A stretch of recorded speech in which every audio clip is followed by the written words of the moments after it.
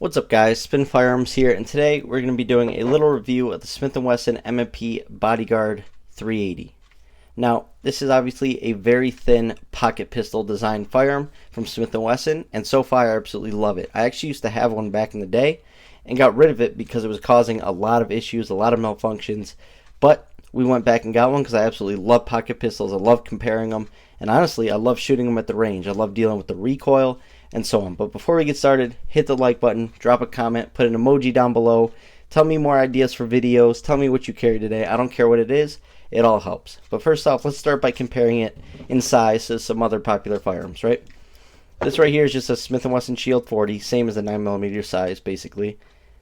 I mean, just look at the size difference in these things. The Shield is considered a carry firearm, and it's thin in its own right, but then you put something like this next to it, I mean, you can just see the overall footprint difference, and that's why something like this is so key to having, because you can literally take it anywhere with you. Anywhere there's not metal detectors, you can have this thing literally on your body, therefore the Bodyguard.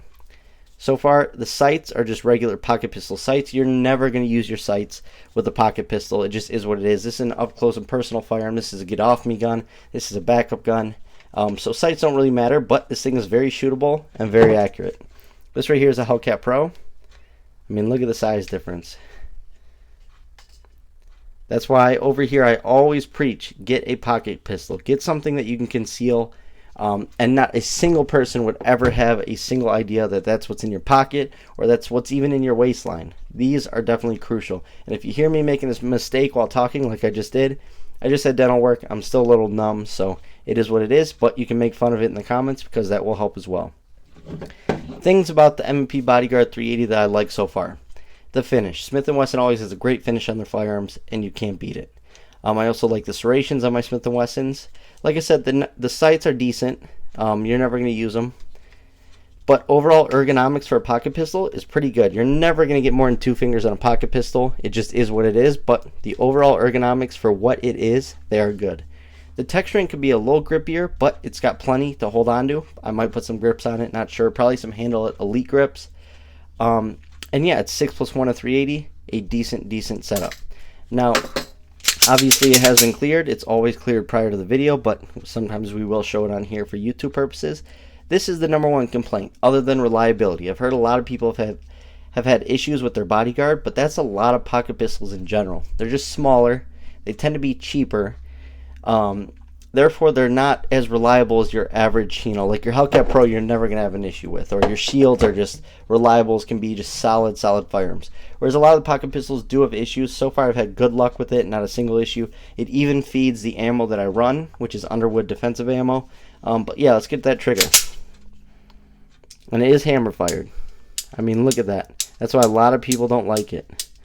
There it goes. I'm just trying to show you what it's like. But anyway, so it's all the way.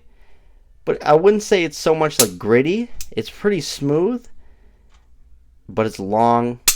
And it is heavy. But it is a very defined wall and break.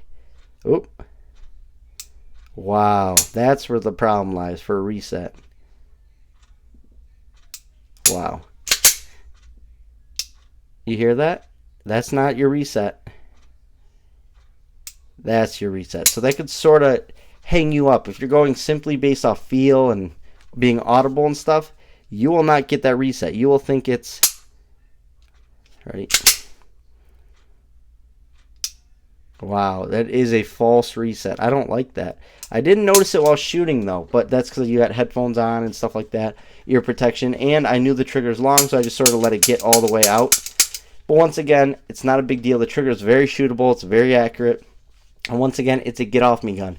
You're not going in shooting competition with this. You're not shooting at 50 yards with this. This is, within 25, 30 yards, this will be plenty. And 6+1, you can't beat it. Throw a backup mag in your pocket, and you should be good to go. But honestly, I think this is the best built pocket pistol out there, regardless of people having reliability issues, because we all know the LCP has been plagued with reliability issues. Some people have had issues with their Taurus Spectrums, their DB9s, all that. I feel like this is the best build. It feels the most quality. Feels like it will not have rust issues like a lot of people's LCPs. And it just feels like it's got that Smith & Wesson stamp on it. And that's what I love about Smith & Wesson as well, is they give you such a variety of everyday carry options. All calibers, all sizes. Like, this is a legit pocket pistol, not a Glock 42. It's even smaller. On top of that, they have 10 mils. They literally give you everything. That's why I've been really getting into Smith & Wesson handguns and firearms. Absolutely love them. But Smith & Wesson M&P Bodyguard, so far flawless, with defensive ammo and ball ammo so far. So not a single issue with it. Actually been pocket carrying it a lot lately because it's summer. Going to the park, this is a great thing to just throw in your pocket. Going to get a coffee, just throw it in your pocket and you're good to go. Going to the mailbox, going to walk the dog, going on a bike ride. I mean, there's a million uses for something like this. You're going to an area that's a nicer area. You know it's not going to be dangerous. The crime rates are low.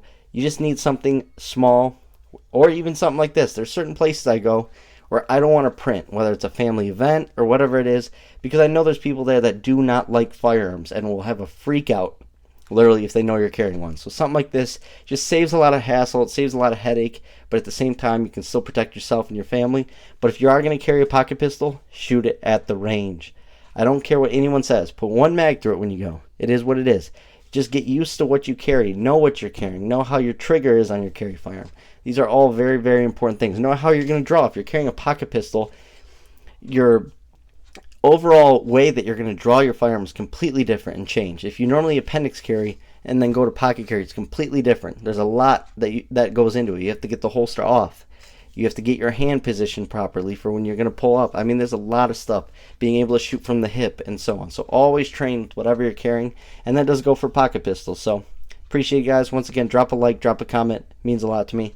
Thanks for watching.